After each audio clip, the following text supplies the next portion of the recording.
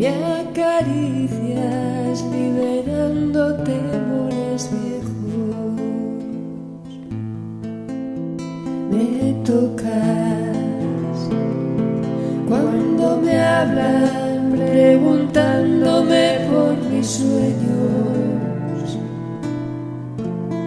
me tocas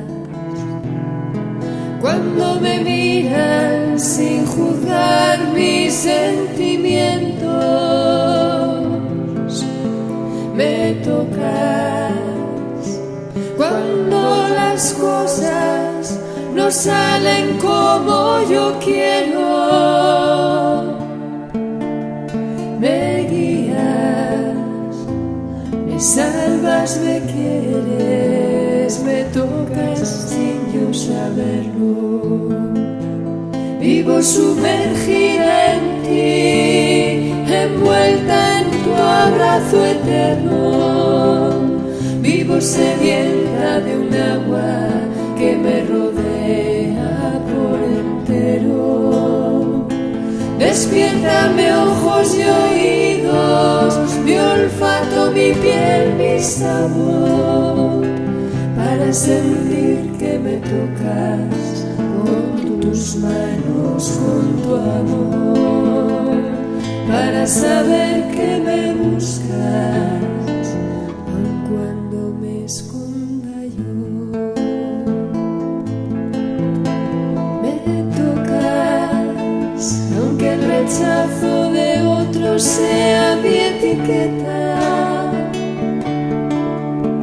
Me tocas, aunque mis miedos no me dejen vivir atenta. Me tocas, aunque no crea que yo me lo merezca. Me tocas, me abrazas, me alzas sin dejar que desfallezca. Vivo sumergida en ti, envuelta en tu abrazo eterno. Vivo sedienta de un agua que me rodea por entero. Despiértame ojos y oídos, mi olfato, mi piel, mi sabor, para sentir que me tocas con tus manos, con tu amor, para saber que me buscas, aun cuando me esconda yo.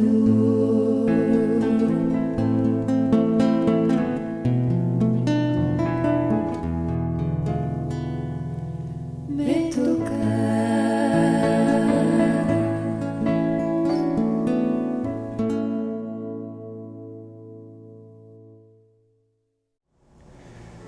Buenos días, doy gracias a Dios por poder llegar nuevamente a tu casa a través de este medio para compartirte la reflexión desde la palabra de Dios.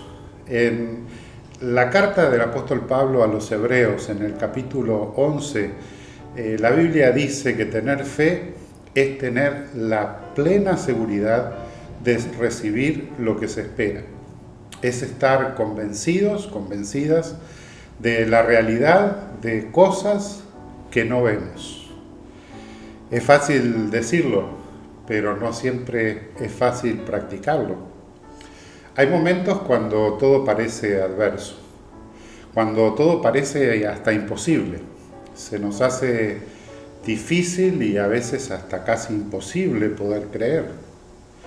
Hay situaciones que nos confrontan en la vida al punto de acentuar en nosotros el sentido de inseguridad, de vulnerabilidad. Tenemos dudas más de una vez. Sin embargo, en el texto sagrado, en la Biblia, encontramos innumerables historias que nos ayudan a confrontar esa realidad de la fragilidad humana. Lo vemos, por ejemplo, en la historia que se relata en Marcos 9, donde hay un padre de un niño que sufría toda su vida de serias convulsiones. hoy diríamos epilepsia. En aquellos tiempos se hablaba de espíritus que poseían al niño. Y el Evangelio relata que los discípulos intentaron curar al niño, oraron por él, intentaron sanarlo, pero no pudieron hacer nada. Sin embargo, cuando Jesús entra a la casa, entra en la escena, el padre del niño, que ya no sabe más qué hacer, le dice a Jesús: si tú puedes hacer algo, ten misericordia, ten compasión de nosotros y ayúdanos.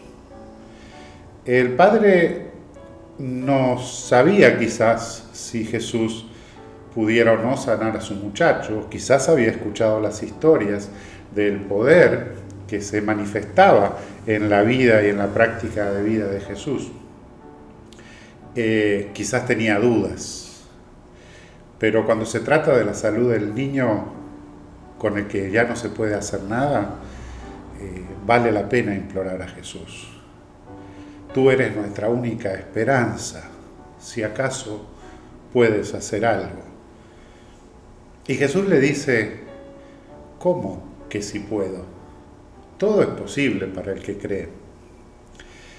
Y el padre responde afirmativamente, rápido: creo, yo creo, pero ayúdame a creer más.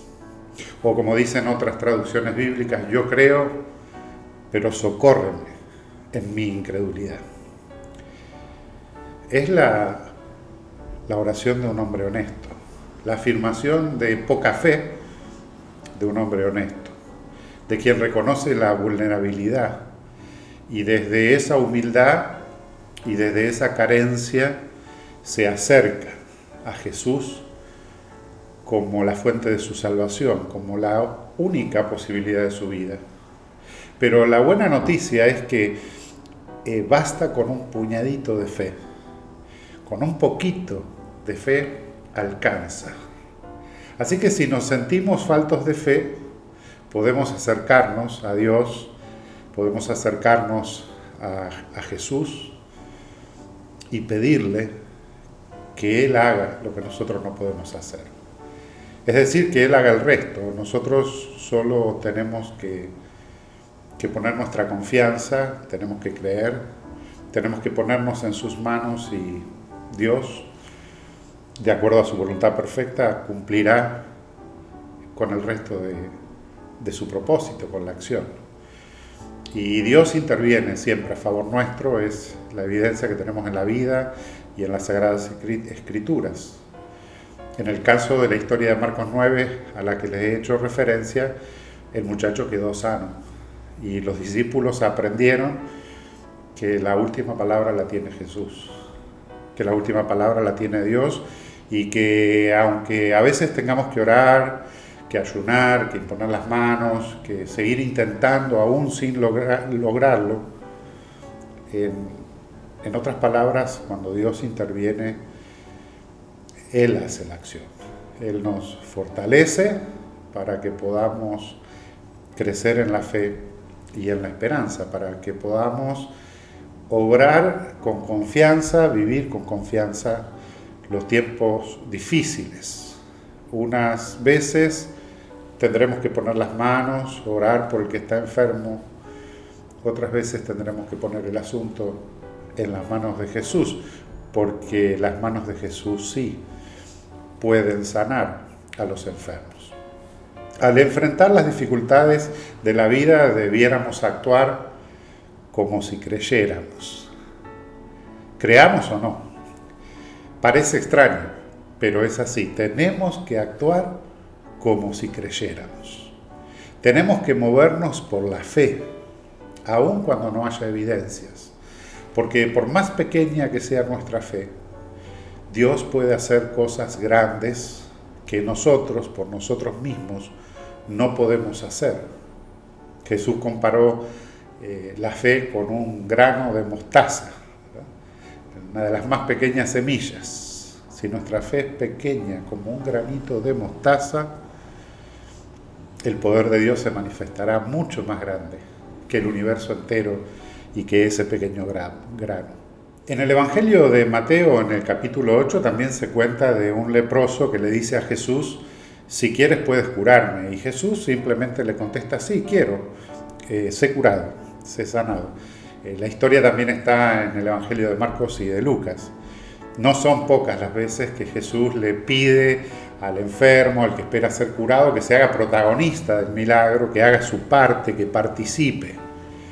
Como cuando le dice a otro paralítico en Juan 5, capítulo 8, levántate, toma tu camilla y camina, levántate y anda. Jesús nos quiere de alguna manera asumiendo acciones concretas, es decir, tomando parte en la solución. Él quiere que hagamos lo que nosotros sí podemos hacer y que dejemos en sus manos lo que no es tarea nuestra, lo que excede a los límites de nuestra capacidad humana. Lo que no puede ser resuelto por nosotros, eso sí lo dejamos en sus manos.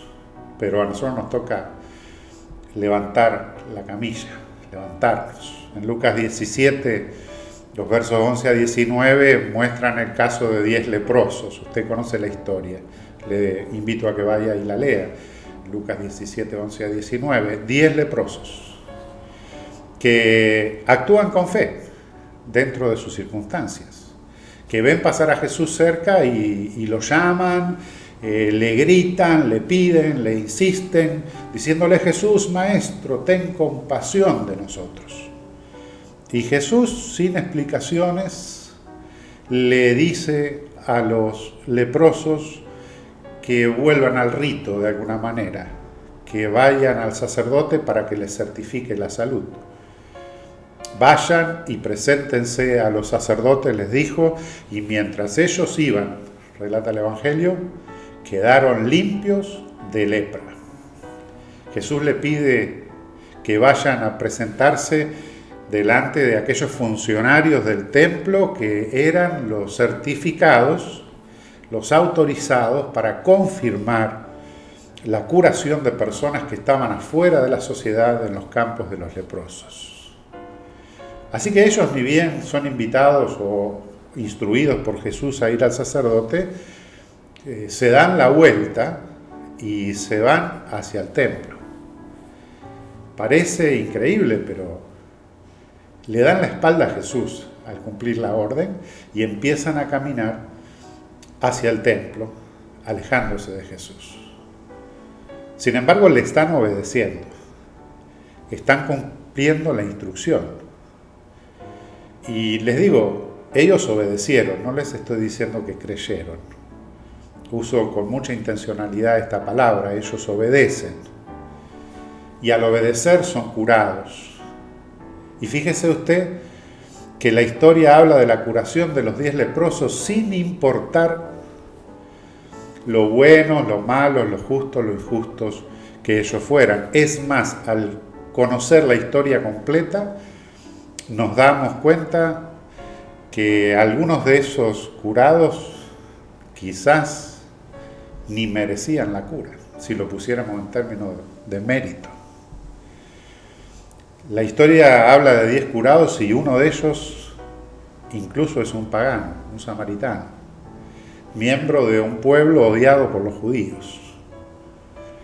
Mientras iban caminando, recibieron sanidad para que se haga evidente el poder de Jesús que sana a los leprosos.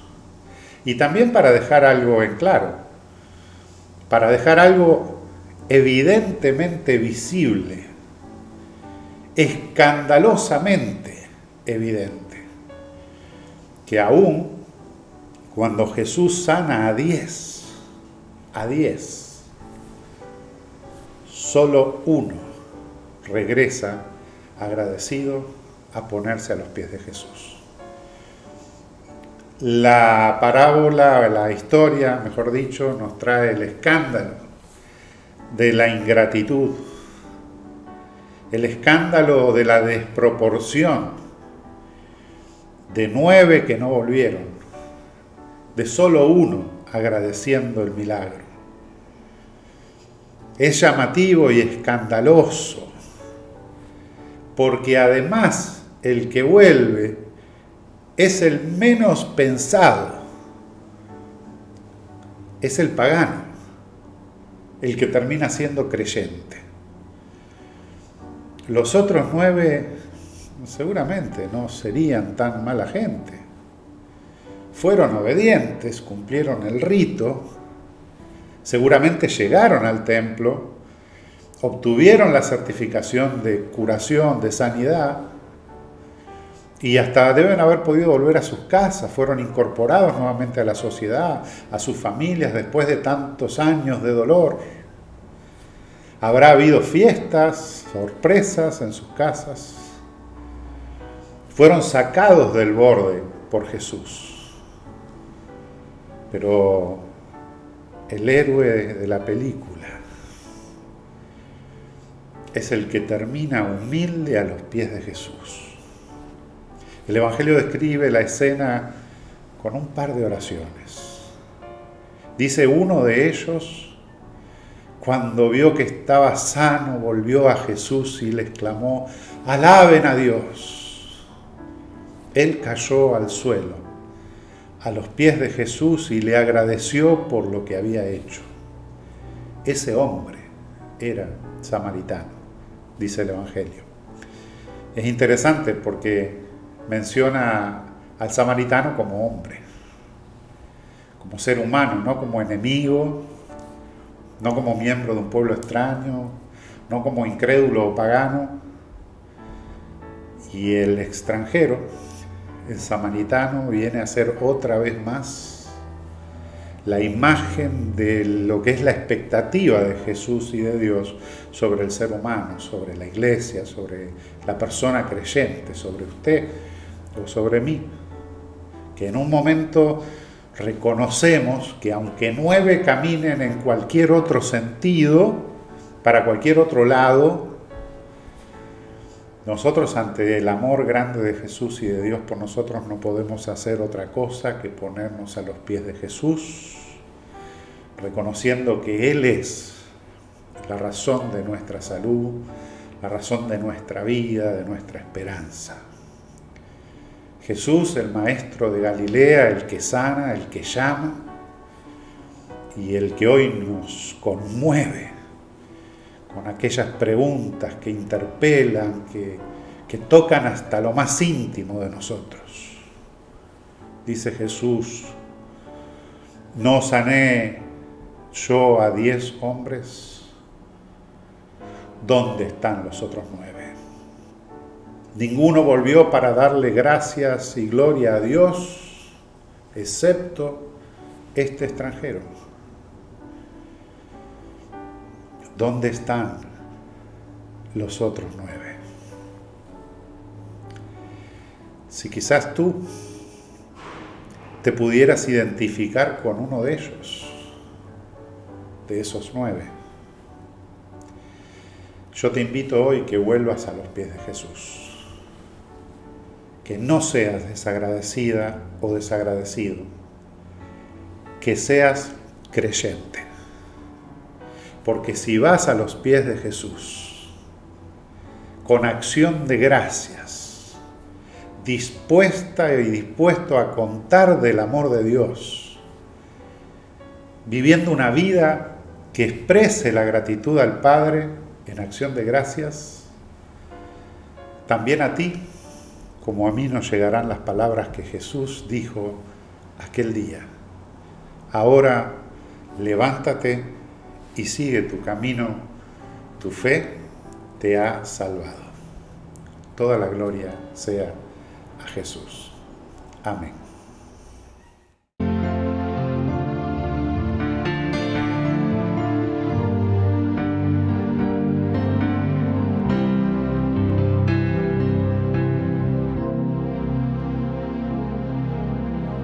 Gracias por acercarte a mí, por extenderme tu mano, por querer curar mi daño y apoyarme en cada paso.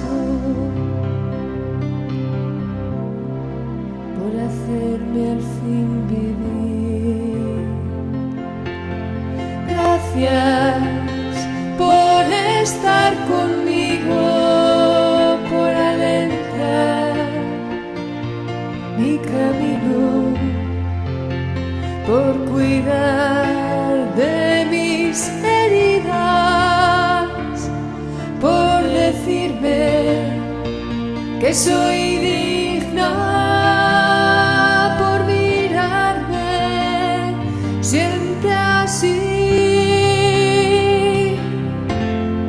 por iluminar mis dudas, por tocarme sin repulsa, por levantarme del lodo. Digan lo que digan todos y quererme pese a mí,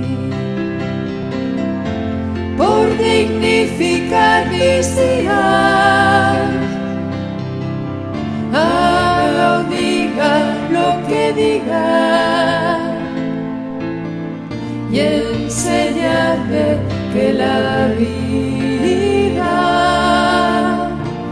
es servir, no ser servida. Gracias te doy hoy aquí.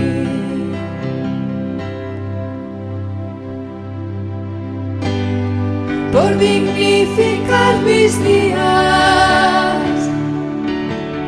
haga o diga lo que diga, y enseñarme que la vida es servir, no ser servida. Gracias te doy hoy aquí. Gracias te doy por quererme feliz.